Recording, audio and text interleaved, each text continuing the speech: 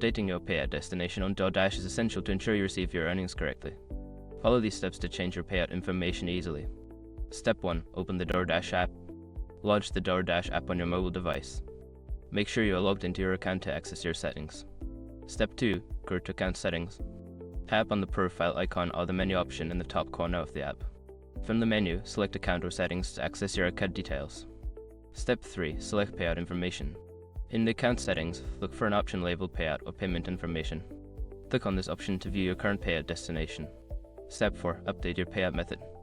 Before filing a refund or dispute, use the /com link in the description to open the refund dispute deadline calculator and confirm your deadline. Step 5. Save changes. After entering the new payout information, make sure to save your changes.